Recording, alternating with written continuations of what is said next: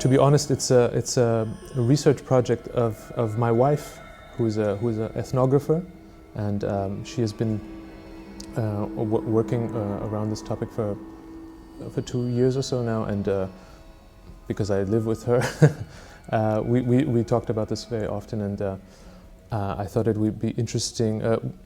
For a while, we have talked about maybe doing some kind of something like a radio play about this phenomenon, but in a less of a rather than tell the story through a clear narrative structure, just have a collage of associations, both sound and text, to describe this phenomenon of these phantom islands. This phenomenon of these phantom islands, it a real phenomenon in the sense that people made these reports that they discovered or cited these islands in the sea, and then they were entered into these maritime charts and these maps for many hundreds of years. So it became a reality in the sense that there was documentation, and it was not questioned, and that kind of strange reality is actually the most interesting aspect.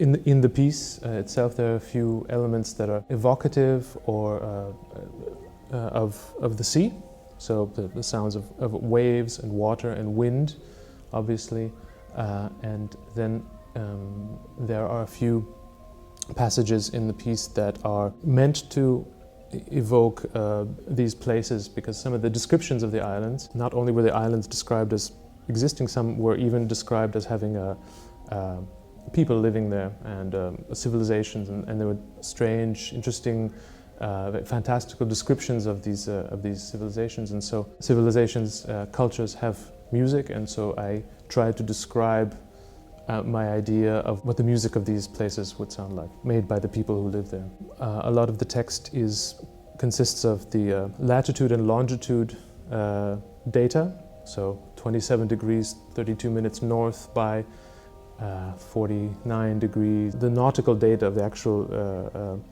locations of these places as was entered in these charts, and many layers of these are built up into like a cluster of sound, and then in between that there are text passages which are direct quotations of the descriptions of the islands that the captains of these ships and the navigators entered into their charts. So some of them describe the geography of the island, the weather conditions, and some of them also describe, as I mentioned,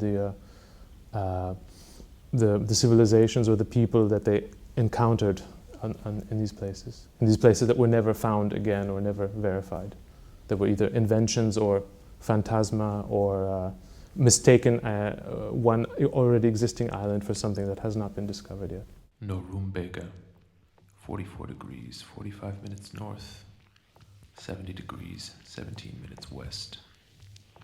Sandy Island, 19 degrees, 13 minutes south, 159 degrees, 55 minutes east.